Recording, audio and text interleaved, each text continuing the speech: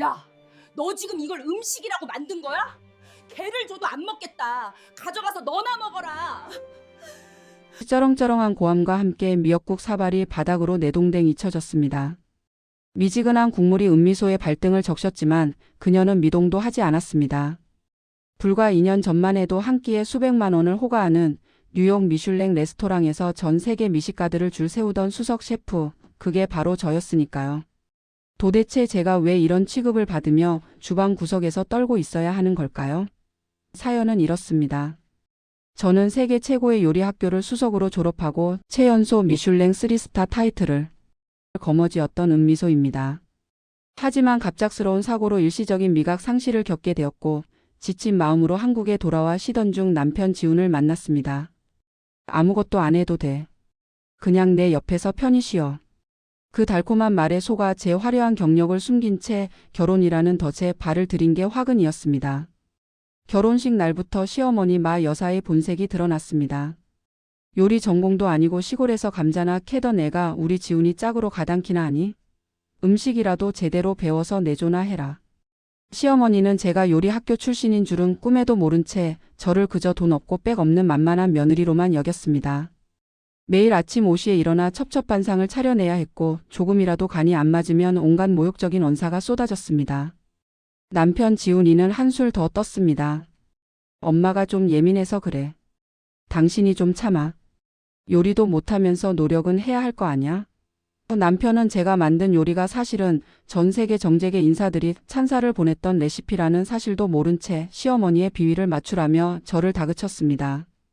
저는 입술을 깨물며 참았습니다. 미각이 돌아오기만을 기다리며 제 정체를 드러낼 날을 뒤로 미루고 또 미루었습니다. 그러던 어느 날 추석 명절을 앞두고 시어머니가 폭탄 선언을 했습니다. 이번 추석에는 우리 집안 친척들뿐만 아니라 지훈이 회사 회장님 댁 식구들까지 다 모시기로 했다. 며느리 너 이번에 제대로 실력 발휘 안 하면 알아서 해. 100인분이 넘는 명절 음식을 저 혼자 다 하라는 명령이었습니다. 저는 속으로 비웃었습니다. 그래요 어머니. 제가 진짜 실력이 뭔지 제대로 보여드리죠. 밤새서라도 다 해놔. 하나라도 남기면 내 손에 죽을 줄 알아. 시어머니의 서슬퍼런 명령에 주방은 순식간에 전쟁터가 되었습니다. 100인분의 갈비찜 전 10종류 잡채에 신선로까지. 이건 명절 음식을 차리는 게 아니라 연회를 여는 수준이었습니다. 하지만 저는 묵묵히 칼을 잡았습니다. 2년 동안 닫혀있던 제 감각들이 깨어나는 기분이었습니다. 칼질 소리는 리드미컬했고 불 조절은 완벽했습니다. 비록 미각은 완벽하지 않았지만 손끝에 남은 기억과 눈으로 보는 식재료의 변화만으로도 저는 최상의 맛을 찾아낼 수 있었습니다. 어머 며느리 너 지금 노니? 손이 왜 그렇게 느려? 시어머니는 주방을 들락거리며 제 뒤통수에 대고 연신 소리를 질러댔습니다. 기름때 묻은 앞치마를 두르고 땀을 뻘뻘 흘리는 저를 보며 시누이들은 거실에서 과일을 까먹으며 낄낄거렸습니다. 올케 전이 너무 두꺼운 거 아냐? 우리 엄마 까다로운 거 알지? 나중에 욕먹기 싫으면 똑바로 해. 시누이들의 비아냥거림에도 저는 대꾸하지 않았습니다. 남편 지훈은 퇴근하고 돌아와 주방을 쓱 보더니 한마디 던질 뿐이었습니다. 여보 회장님 오시는 자리니까 신경 좀 써. 당신 요리 솜씨 없는 건 아는데 정성이라도 보여야지. 그 말이 제 심장에 비수처럼 꽂혔습니다. 2년 전 제가 만든 수프 한 접시를 먹기 위해 6개월을 기다리던 사람들을 당신이 알기나 할까요? 추석 당일 시댁 거실은 사람들로 북적였습니다. 시어머니는 사람들 앞에서 저를 마치 하녀 부리듯 했습니다. 야, 국 식었잖아. 얼른 가서 다시 데워와. 대학도 못 나온 애를 데려다 놓으니 눈치가 저렇게 없어서 원. 친척들 앞에서 대놓고 학벌 무시까지 하는 시어머니의 모습에 저는 실소했습니다.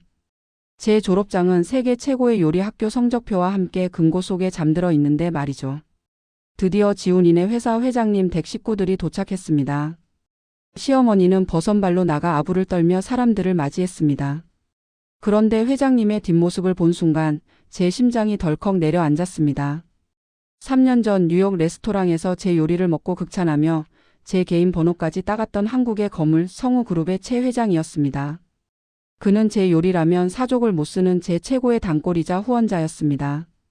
은 셰프님? 아니 은미소 셰프님이 왜 여기에? 최 회장의 목소리가 정막을 깨뜨렸습니다. 기름진 앞치마를 두르고 국자를 든 채 멍하니 서 있던 저를 발견한 그의 눈이 휘둥그레졌습니다. 거실에 있던 모든 사람의 시선이 한꺼번에 저에게 쏠렸습니다. 시어머니 마 여사의 얼굴은 순식간에 일그러졌습니다. 회장님 잘못 보셨겠죠. 이 애는 그냥 제 며느리입니다. 요리 공부라고는 구경도 못한 애예요. 최 회장은 어이가 없다는 듯 헛웃음을 터뜨렸습니다. 잘못 보다니요.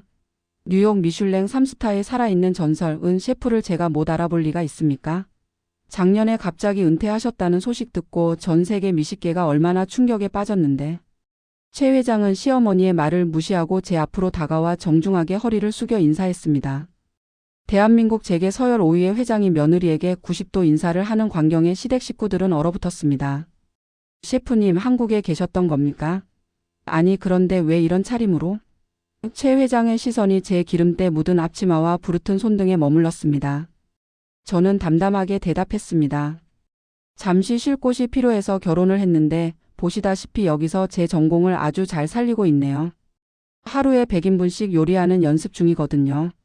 제 뼈 있는 말에 최 회장의 눈빛이 차갑게 변하며 시어머니와 남편 지훈을 번갈아 보았습니다. 시어머니는 사색이 되어 입을 달달 떨었습니다.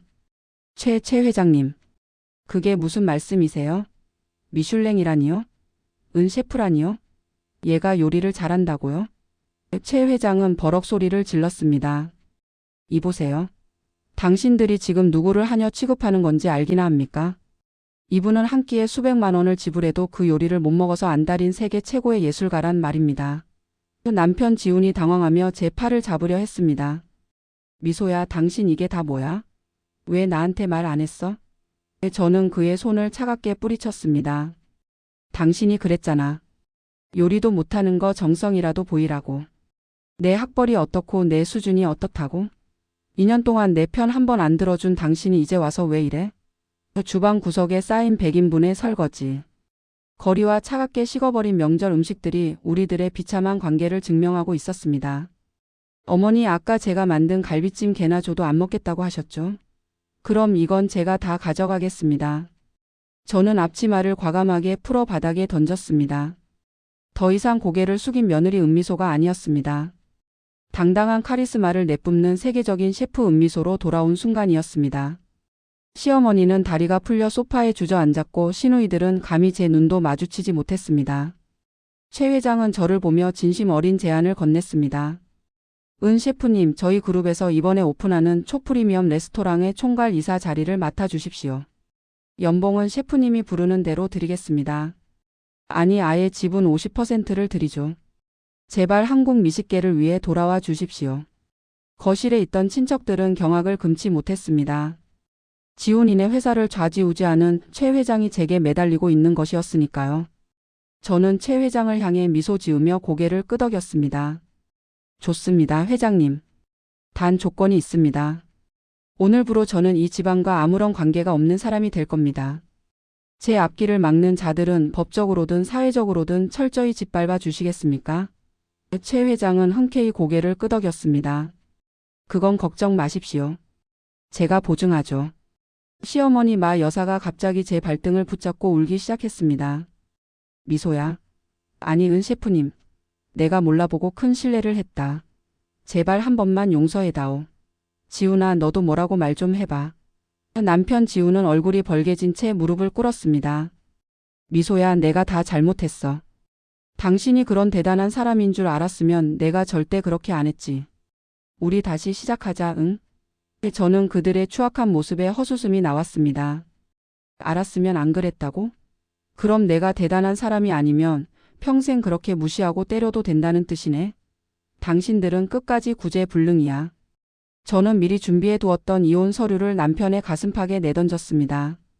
2년 동안 몰래 수집해온 폭언 녹취록과 폭행 진단서도 함께였습니다. 재산 분할? 필요 없어. 내가 번 돈 당신들이 야금야금 다 써버린 거 소송으로 탈탈 털어낼 거니까 법정에서 봐. 일주일 뒤 뉴스에는 대대적인 소식이 보도되었습니다. 전설의 셰프 은미소 성우그룹과 손잡고 복귀. 제 복귀 소식에 전 세계 요리계가 들썩였습니다. 반면 지훈이네 집안은 풍비박산이 났습니다. 최 회장은 지훈이네 회사와의 모든 계약을 파기했고 부당한 압력을 행사했던 마 여사의 사생활까지 조사해 사회적으로 매장했습니다. 남편 지훈은 회사에서 해고당한 것은 물론 저에게 돌려줘야 할 재산 때문에 신용불량자 신세로 전락했습니다. 저는 이제 기름 냄새 나는 시댁 주방이 아닌 서울 도심이 한눈에 내려다 보이는 최고급 주방에 서 있습니다. 제 손에는 다시 매끄러운 셰프 나이프가 쥐어졌고 제 미각은 기적처럼 완전히 돌아왔습니다. 셰프님, 오늘 예약은 이미 풀입니다. 대기 명단만 3,000명이 넘습니다. 매니저의 보고에 저는 조용히 미소 지었습니다. 이게 바로 제가 있어야 할 자리였습니다. 어느 날 레스토랑 입구에서 소란이 일어났습니다. 꾀재재한 차림의 마 여사와 지훈이 저를 만나겠다며 구걸하고 있었습니다. 미소야, 제발 한 번만 도와줘. 우리 집 경매로 넘어가게 생겼어. 내가 말 한마디만 하면 최 회장님이 봐주신다며. 보안 요원들에게 끌려나가는 그들의 모습은 애처롭기보다 추했습니다. 저는 그들을 향해 차갑게 한마디 던졌습니다. 죄송합니다, 손님. 저희 레스토랑은 예약제로 운영되며 수준 이하의 손님은 정중히 거절합니다. 그들은 절규하며 끌려나갔고 저는 다시 고귀한 식재료 앞으로 돌아왔습니다. 아버지가 돌아가셨을 때 느꼈던 상실감, 남편에게 배신당했을 때 느꼈던 분노는 이제 모두 요리의 자양분이 되었습니다. 저는 이제 누구의 아내도 누구의 며느리도 아닙니다. 저는 그 자체로 완벽한 은미소입니다. 오늘 제 요리를 드시러 오실 손님들을 위해 저는 정성을 다해 소스를 만듭니다. 고통은 삶을 더 깊게 만들고 시련은 맛을 더 풍성하게 만든다는 것을 이제는 알 것 같습니다. 제 인생의 진짜 요리는 이제부터 시작입니다. 자, 이제 최고의 만찬을 준비해 볼까요? 여러분의 인생에도 오늘 제 요리처럼 근사한 반전이 일어나길 바랍니다. 구독과 좋아요는 저에게 큰 힘이 됩니다. 감사합니다.